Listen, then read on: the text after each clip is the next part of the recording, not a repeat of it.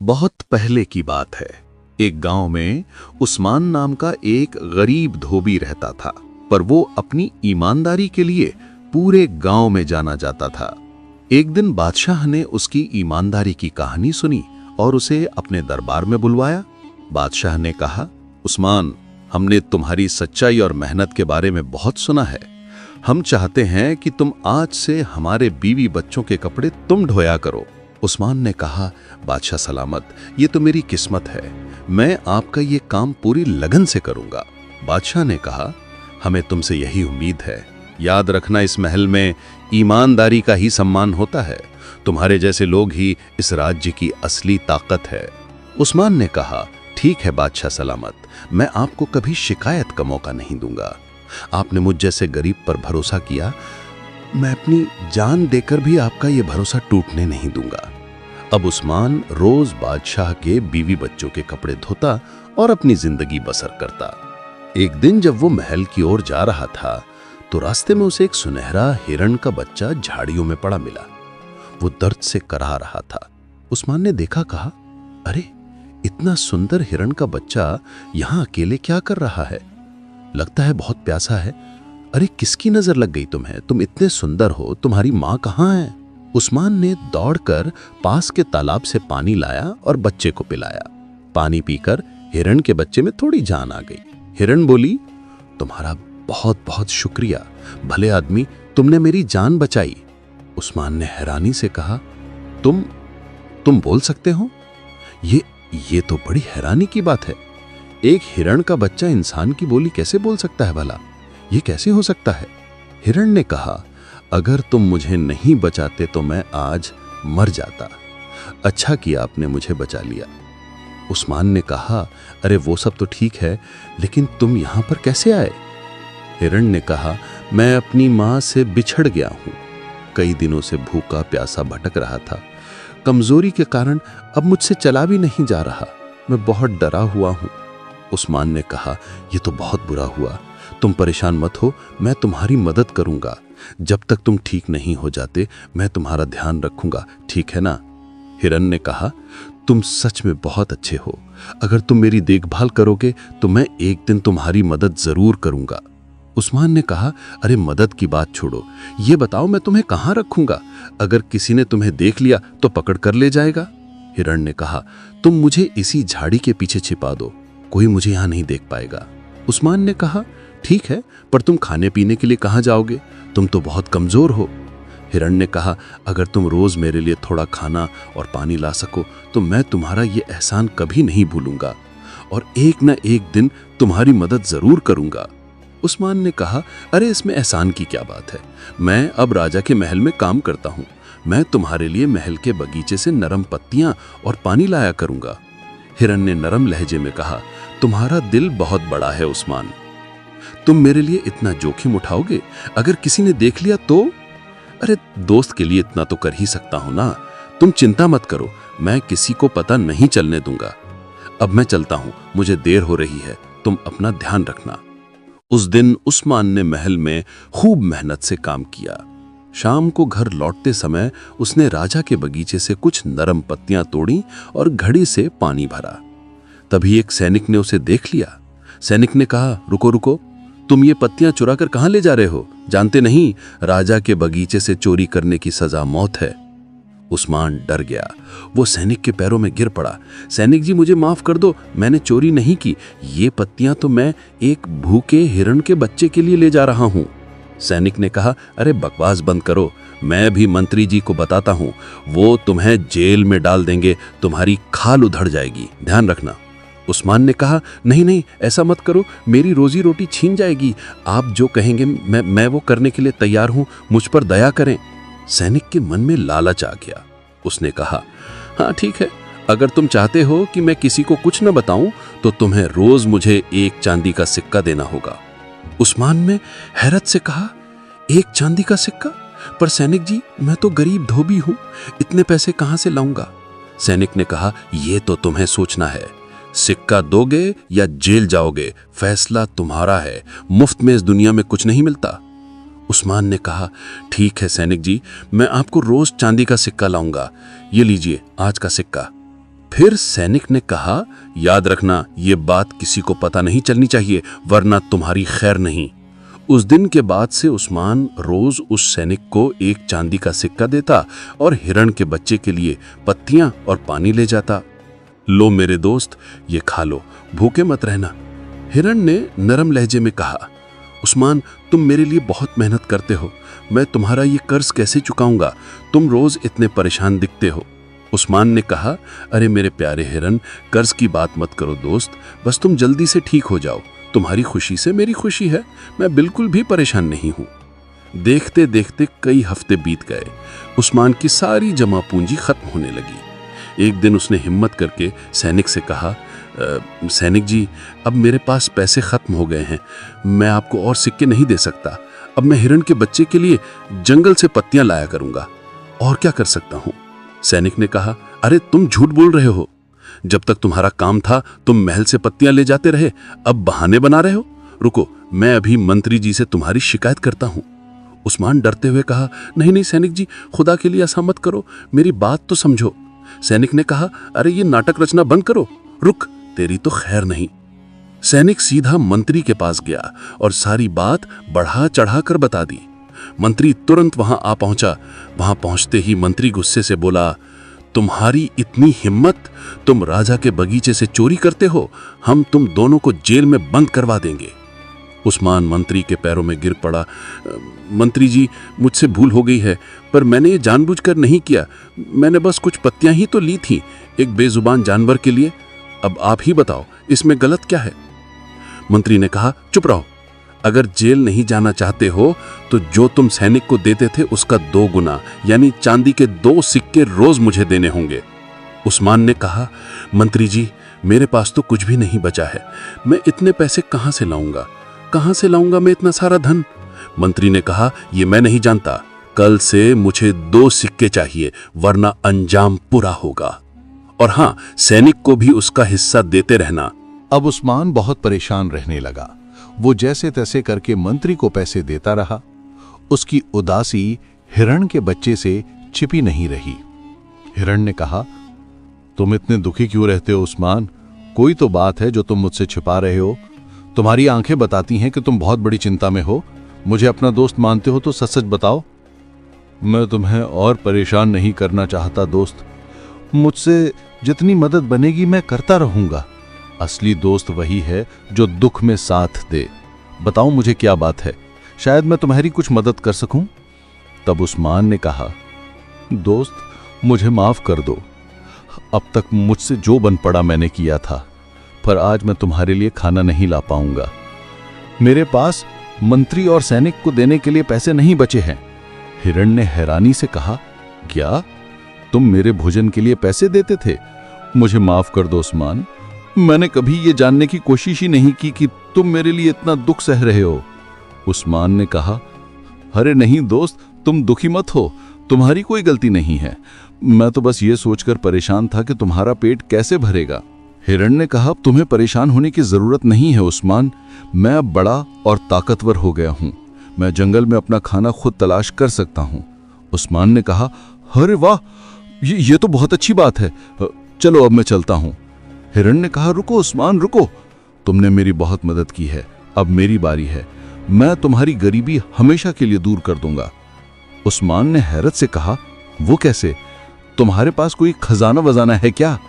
हिरण ने कहा, मैं तुम्हारे लिए एक जादुई पौधा लेकर आया हूं, ये सोने का पौधा है। उस्मान ने हैरानी से उस चमकते हुए छोटे से पौधे को देखा और कहा, अरे बाप रे, सोने का पौधा, ये तुम्हें कहां से मिला? ये तो सचमुच सोने जैसा चमक रहा है, मैं कोई सपना देख रहा हूं क्या? हिरण ने कहा, ये तुम्हारी ईमानदारी का फल है उस्मान, प्रकृति भी सच्चे लोगों का साथ देती है, जब तुम इसे लगाओगे तो ये बड़ा होकर तुम्हें सोने की पत्तियां देगा, जिन्हें बेचकर तुम बहुत अमीर हो सकते हो। उस्मान ने खुशी से कहा, सच में ये तो कमाल है।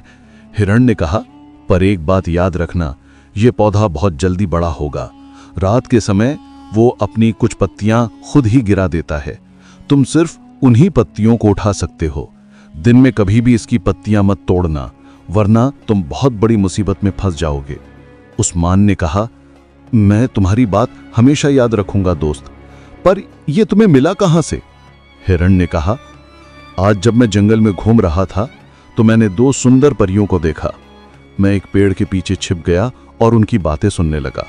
परियां कह रही थीं, कितने दिनों बाद हम धरती पर घूमने आई हैं, ये जगह कितनी सुंदर है, क्यों ना हम अपने परिलोक का एक सोनपरी पौधा यहां लगा दें। जब भी हम यहां आएंगी तो इस पेड़ के नीचे आराम करेंगी। ये तो बहुत अच्छा विचार है, इस घने जंगल में इसे कोई नुकसान भी नहीं पहुंचाएगा। फिर उन परियों ने वहां कुछ पौधे लगाए और उड़कर चली गईं। मैं उनमें से एक पौधा तुम्हारे लिए ले आया। उस्मान ने कहा, तुम सच में मेरे सबसे अच्छे दोस्त हो, तुम्हारा ये उपकार मैं कभी नहीं भूलूंगा। बस याद रखना, इस पौधे के बारे में किसी को मत बताना। उस्मान पौधा लेकर घर तो आ गया, पर उसे एक नई परेशानी ने घेर लिया। इस चमत्कारिक पौधे को मैं लगाऊंगा कहां? अगर घर के बाहर लगाया तो गांव वाले रात में ही उखाड़ कर ले जाएंगे। मेरे पास तो कोई सुरक्षित जगह भी नहीं है, कहीं यह पौधा सूख न जाए। सोचते सोचते उस्मान को कोई उपाय सूझा। हां, यह सही रहेगा। सोने चांदी की सुरक्षा तो केवल राजमहल में ही हो सकती है। क्यों ना इस पौधे को राजा के बागीचे में लगा दूं।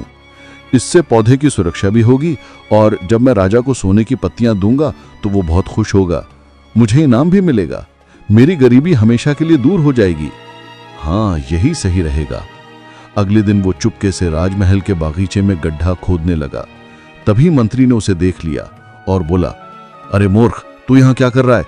जाकर कपड़े धो ले, बागीचे में गड्ढा क्यों खोद रहा है? उस्मान बहुत सीधा था, उसने मंत्री को सब कुछ सच सच बता दिया। मंत्री जी, ये एक चमत्कारिक पौधा है, इसमें सोने की पत्तियां उगती हैं। मंत्री के मन में लालच भर गया। सोने की पत्तियां? कहीं तो मुझे बेवकूफ तो नहीं बना रहा? अगर ये झूठा निकला तो तेरी जीभ खिंचवा लूंगा। नहीं मंत्री जी, ये सच है, आप खुद देख लीजिए ना। अब बस हमें इसे सुरक्षित जगह पर लगाना होगा। मंत्री ने मन ही मन सोचा, अगर ये सच है तो सारा सोना मेरा होगा, इस धोबी को मैं एक पत्ती भी नहीं लेने दूंगा। और फिर मंत्री बोला, अच्छा तो ये बात है, तुम इसे यहां लगा सकते हो, पर इसमें से जो भी मिलेगा उसका आधा हिस्सा मेरा होगा, समझे? जी मंत्री जी, मुझे मंजूर है, आप बस इसकी सुरक्षा का ध्यान रखिएगा, तुम उसकी चिंता मत करो, ये सब मेरी जिम्मेदारी है। उस्मान ने मंत्री को हिरण की बताई हुई सारी बातें भी बता दी कि पत्तियां रात में ही उठानी है, दिन में नहीं तोड़नी। मंत्री ने इस बात पर ज्यादा ध्यान नहीं दिया। कुछ ही दिनों में वो पौधा एक सुंदर पेड़ बन गया और इसकी सोने की पत्तियां चांद की रोशनी में चमकने लगी। मंत्री ने कहा, वाह उस्मान, ये तो बहुत सुंदर है, इसे देखकर तो मन खुश हो गया। जैसे ही रात हुई और कुछ पत्तियां पेड़ से झड़ी, उस्मान उन्हें उठाने लगा और बोला, मंत्री जी देखिए ना, कितनी अच्छी पत्तियां आई हैं, चलिए अब इन पत्तियों को उठा लेते हैं। जैसे ही उस्मान ने पत्तियां उठाईं, मंत्री जोर से चिल्लाया, सिपाहियों पकड़ लो इस चोर को, ये रात में शाही बगीचे से सोनपरी पेड़ की पत्तियां चुरा रहा है। उस्मान ने हैरत से पूछा, मंत्री जी ये आप क्या कह रहे हैं? मैंने चोरी नहीं की है, ये तो हमारा सौदा था ना। मंत्री ने गुरूर से कहा, अरे कैसा सौदा, एक चोर के साथ कोई सौदा नहीं होता, चुप रहो। आज से पहले भी इस बगीचे से जो पेड़ पौधे चोरी हुए हैं वो सब इसी ने चुराए हैं। नहीं नहीं, ये मंत्री झूठ बोल रहे हैं, इस पेड़ को मैंने ही लगाया था, उन्हीं ने मुझे यहां लगाने की इजाजत दी थी, पूछो इनसे। मंत्री ने कहा, सिपाहियों इसे महाराज के सामने ले चलो, इसका सारा सीधापन वही निकल जाएगा। मंत्री ने उस्मान को राजा के सामने पेश किया और झूठी कहानी सुनाकर उसे चोर साबित कर दिया। सिपाहियों ने उस्मान को बहुत मारा और महल से बाहर फेंक दिया। उस्मान रोता हुआ घर आया और रोते हुए कहा, हे अल्लाह, ये मेरे साथ क्या हुआ? मैं तो हमेशा ईमानदारी से चला, फिर भी मुझे धोखा ही मिला। पता नहीं मेरी किस्मत ही फूटी है।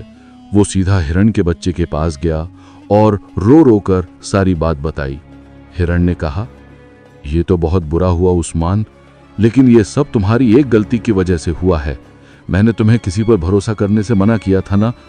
उस्मान ने कहा, हाँ दोस्त, मुझसे बहुत बड़ी गलती हो गई। मैंने उस लालची मंत्री पर विश्वास कर लिया। अगर मैं तुम्हारी बात मान लेता तो आज मेरे साथ ऐसा नहीं होता। कोई बात नहीं उस्मान, लालच और झूठ ज्यादा दिन नहीं टिकते। एक ना एक दिन सच सामने जरूर आ जाएगा। लेकिन कैसे होगा, और अब मेरा क्या होगा? तुम चिंता मत करो उस्मान, अल्लाह हमेशा ईमानदारों की मदद करते हैं। सिर्फ तुम्हें सही समय का इंतजार करना होगा। दूसरी तरफ मंत्री ने उन सोने की पत्तियों को इकट्ठा किया और अगले दिन राजा के दरबार में पेश हुआ और बोला, बादशाह सलामत, आपका सेवक आपके लिए एक अनोखा तोहफा लाया है। बादशाह ने कहा, मंत्री जी, हम कई दिनों से देख रहे हैं कि हमारे बगीचे में एक पेड़ से सुनहरी रोशनी आती है, उसका क्या राज है? मंत्री ने कहा, महाराज, ये कोई साधारण पेड़ नहीं है, ये तो सोनपरी का पेड़ है, जिसे मैंने बड़ी तपस्या करके परियों से प्राप्त किया है और यहाँ लगाया है। ये उसी सोने की पत्तियों का गुलदस्ता है। राजा ने गुलदस्ता हाथ में लिया तो देखते ही रह गया।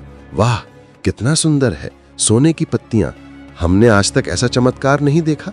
मंत्री ने कहा, महाराज, ये वृक्ष हमेशा सोने की पत्तियां देता है, इसकी चमक से मन को शांति मिलती है। बादशाह ने कहा, मंत्री जी, हम तो जानते भी नहीं थे कि हमारे राज्य में आप जैसा अक्लमंद और ईमानदार व्यक्ति भी है। आप सच में एक बड़े इनाम के हकदार हैं। ये लीजिए 100 सोने की अशर्फियां। अब मंत्री रोज रात में गिरी हुई पत्तियों का गुलदस्ता बनाकर राजा को देता और रोज 100 सोने की अशर्फियां इनाम में पाता। कुछ ही दिनों में वो बहुत अमीर हो गया, पर उसका लालच बढ़ता ही गया। अगले दिन वो बागीचे में गया और पेड़ से ढेर सारी पत्तियां तोड़ लीं। जैसे ही उसने उन पत्तियों का गुलदस्ता बनाकर राजा को पेश किया, वे पत्तियां काले सांपों में बदल गईं। बादशाह ने हैरत से कहा, अरे ये सांप यहाँ कैसे आया? धोखेबाज दुष्ट, तुम्हारी इतनी हिम्मत, तुम हमें गुलदस्ते की जगह सांप दे रहे हो? सिपाहियों, ले जाओ इस दुष्ट को और काल कोठरी में डाल दो। मंत्री ने कहा, नहीं बादशाह सलामत, मुझे माफ करें, मुझसे भूल हो गई, लालच ने मेरी बुद्धि बेकार कर दी थी बादशाह सलामत। बादशाह ने कहा, चुप रहो, ले जाओ ऐसे मेरी नजरों से दूर। मंत्री को जेल में डाल दिया गया। वो अपनी गलती पर बहुत पछताया। हाय, मैंने ये क्या कर दिया? लालच में आकर मैंने खुद को ही धोखा दे दिया। उस्मान ने मुझे मना भी किया था, पर मैंने उसकी एक न सुनी। उधर उस्मान अब एक सेठ के यहाँ कपड़े धोने का काम करने लगा था। एक रात वही दोनों परियां अपने सोनपरी पेड़ को ढूंढते हुए राजमहल के ऊपर से गुजरी। अरे, हमारा सोनपरी पेड़ यहाँ राजमहल में क्या कर रहा है? लगता है उस दिन किसी इंसान ने हमारी बात सुन ली थी और हमारा पौधा चुराकर यहाँ लगा दिया। कौन है वो मूर्ख? हमें उसका पता लगाना होगा। जो भी इस पेड़ का राज जानता है, वो रात में इसकी पत्तियां उठाने जरूर आता होगा। हम उसे पकड़ लेंगी। उस दिन से वो दोनों परियां रोज रात को उस पेड़ के पास छिपकर इंतजार करने लगी। एक रात शहजादी टहलते हुए बगीचे में आई और उस चमकते हुए पेड़ को देखकर हैरान रह गई। वाह, सोने का पेड़, ये मेरे पिताजी के बगीचे में कैसे आया? ये तो बहुत ही सुंदर है। इसकी पत्तियां तो जुगनुओं की तरह चमक रही हैं। वो पेड़ को छूकर देख ही रही थी कि परियों ने उसे देख लिया। देखो बहन, यही है वो चोरनी, इसने हमारा पेड़ चुराया है। हम इसे जिंदा नहीं छोड़ेंगे। इसने हमारी पाक चीज को नापाक किया है, इसे तो सजा मिलना ही चाहिए। परियों ने गुस्से में अपनी जादुई छड़ी घुमाई और शहजादी वहीं बेजान होकर गिर पड़ी। अगली सुबह पूरे महल में हाहाकार मच गया। राजा अपनी बेटी की लाश देखकर तहाड़े मारकर रोने लगा। मेरी बेटी को ये क्या हो गया? ये क्या हो गया मेरी बेटी को? ये किसने किया ऐसा? ये सब उस लालची मंत्री की वजह से हुआ है। उसी को बुलाऊं, वही बताएगा कि मेरी बेटी को क्या हुआ है। मंत्री को काल कोठरी से लाया गया। बादशाह ने गुस्से में कहा, दुष्ट धोखेबाज, तेरी वजह से मेरी बेटी की जान चली गई। सच बता, इस पेड़ की सच्चाई क्या है, वरना मैं तेरे टुकड़े टुकड़े कर दूंगा। अब मंत्री को अपनी जान बचाने के लिए सच सच बताना ही पड़ा। बादशाह सलामत, मुझे माफ कर दीजिए, लालच में आकर मैंने आपसे झूठ बोला था। ये पेड़ मैं नहीं बल्कि उस्मान धोबी लाया था। मैंने उसे धोखा देकर सारा इनाम खुद ले लिया। बादशाह ने कहा, क्यों? तुम इतने बड़े धोखेबाज हो? तुमने न सिर्फ हमें धोखा दिया, बल्कि उस सीधे साधे उस्मान के साथ भी अन्याय किया है। इस दुष्ट मंत्री को कल सुबह फांसी दे दी जाए और उस्मान धोबी को तुरंत हमारे सामने पेश किया जाए। सैनिक उस्मान को लेने उसके घर पहुंचा। जंगल में हिरण ने जब सैनिकों को उस्मान को ले जाते देखा तो वो भी उनके पीछे पीछे महल की ओर चल पड़ा। सिपाहियों ने कहा, उस्मान, तुम्हारे उस जादुई पेड़ की वजह से हमारी राजकुमारी की जान चली गई। उसकी मौत के जिम्मेदार तुम हो। उस्मान ने हैरत से पूछा, क्या शहजादी नहीं रही? बट ये कैसे हो सकता है? उस पेड़ की पत्तियों से किसी की मौत कैसे हो सकती है? तभी हिरण दरबार में आ गया और इंसानी आवाज में बोला, बादशाह सलामत, उस्मान को सजा मत दीजिए, इसमें इसकी कोई गलती नहीं है। राजा और सभी दरबारी एक बोलते हुए हिरण को देखकर हैरान रह गए। तुम कौन हो और इस गुनहगार का साथ क्यों दे रहे हो? बादशाह ने कहा, एक बोलता हुआ हिरण, ये क्या बकवास है? हिरण ने कहा, बादशाह सलामत, मैं उस्मान का दोस्त हूँ, मुझे इस पेड़ की पूरी कहानी पता है। उस्मान बेगुनाह है। राजा को पौधे की और परियों की सारी कहानी सच सच बता दी। महाराज, मुझे पूरा भरोसा है कि ये सब उन्हीं परियों ने किया है और सिर्फ वही शहजादी को फिर से जीवित कर सकती है। तो क्या मेरी बेटी फिर से जिंदा हो सकती है? तुम सच कह रहे हो? हाँ महाराज, हाँ, पर इसके लिए मुझे और उस्मान को थोड़ा समय चाहिए। हमें उन परियों से बात करनी होगी। बादशाह सलामत, विश्वास रखिए, सच्चाई के रास्ते पर चलने वालों की मदद अल्लाह भी करते हैं। बादशाह ने कहा, ठीक है, तुम्हारे पास 2 दिन का वक्त है। अगर मेरी बेटी जिंदा नहीं हुई तो मैं तुम दोनों के टुकड़े टुकड़े करवा दूंगा। राजा ने उस्मान और हिरण को छोड़ दिया। उस्मान ने कहा, मेरे प्यारे हिरण, तुमने आज फिर मेरी जान बचाई।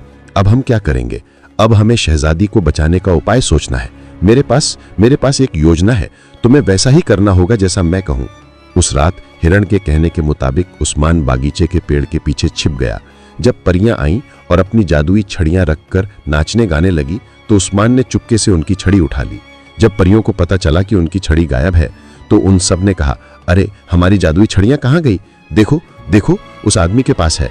हमारी शक्तियां इन छड़ियों के बिना अधूरी हैं। तभी उस्मान ने कहा, परियों, मैं तुम्हारी छड़ी तभी वापस करूंगा जब तुम शहजादी को जिंदा कर दोगी। परियों ने कहा, हम उस चोरनी को जिंदा नहीं कर सकते, उसने हमारा पेड़ चुराया है। परियों ने जब उस्मान से पूरी कहानी सुनी तो उन्हें अपनी गलती का एहसास हुआ। परियों ने कहा, हे नेक दिल इंसान, हमें माफ कर दो। हम नहीं जानते थे कि तुमने किसी की मदद के लिए ये सब किया। तुम्हारी सच्चाई देखकर हमारा मन पिघल गया। हम शहजादी को जिंदा कर देंगे, पर हमारी एक शर्त है, तुम्हें ये सोनपरी पेड़ हमें वापस करना होगा। ठीक है? उस्मान ने कहा, नहीं नहीं, पर आप इस पेड़ को ले जाएंगी तो मेरा क्या होगा? मैं तो फिर से गरीब हो जाऊंगा ना। परियों ने कहा, तुम चिंता मत करो, तुम्हारी ईमानदारी का फल तुम्हें जरूर मिल जाएगा। उस्मान ने सोचा, अगर मेरे गरीब रह जाने से एक जान बचती है तो मुझे मंजूर है। उस्मान ने उनकी बात मान ली और छड़ियां वापस कर दी। परियों ने अपनी छड़ी घुमाई और शहजादी जिंदा हो उठी। उठते ही उसने कहा, अरे मैं यहाँ कैसे, और आप दोनों कौन हैं? परियों ने कहा, तुम्हें उस्मान की वजह से नई जिंदगी मिली है। परियों ने कहा, माफ करना उस्मान, हम इंसानों के लिए अब कुछ नहीं कर सकती। हमने अपना वादा पूरा किया, अब हम जा रहे हैं। इतना कहकर परियां उस सोनपरी पेड़ के साथ गायब हो गईं। उस्मान थका सा महसूस कर रहा था, पर उसे शहजादी के बचने की खुशी थी। राजा अपनी बेटी को जिंदा देखकर खुशी से रो पड़ा। मेरी बेटी, तुम जिंदा हो। शहजादी ने कहा, बाबा जी, ये सब उस्मान की वजह से हुआ है। इन्होंने ही परियों से बात करके मुझे बचाया। राजा ने उस्मान को गले लगा लिया। उस्मान, तुम्हारी ईमानदारी और सच्चाई ने हमारा दिल जीत लिया। तुमने हमारी बेटी की जान बचाई। हम तुम्हारी शादी अपनी बेटी से करवाना चाहते हैं और तुम्हें अपनी आधी सल्तनत सौंपते हैं। उस्मान ने सहमे हुए अंदाज में कहा, पर महाराज, मैं तो एक गरीब धोबी हूँ, मैं शहजादी के काबिल नहीं हूँ। बादशाह ने कहा, पर यह काबिलियत पैसों से नहीं, अमल और सच्चाई से आती है, और तुम इस इम्तिहान में पास हुए हो। तुमने साबित कर दिया कि बड़प्पन धन दौलत से नहीं बल्कि नेक दिल और अच्छे कामों से होता है। शहजादी ने कहा, बाबा जी सही कह रहे हैं। उस्मान, तुम नौकर नहीं जीवन साथी हो। आपकी सच्चाई ने मेरा भी दिल जीत लिया है। आज से तुम्हारा नाम उस्मान नहीं बल्कि सुल्तान उस्मान रहेगा। उस्मान की शादी शहजादी से हो गई और वो उसी राजमहल में खुशी खुशी रहने लगा जहां कभी वो कपड़े धोया करता था। उसकी ईमानदारी और नेकी ने आखिर उसे उसकी गरीबी से निकालकर इज्जत की जिंदगी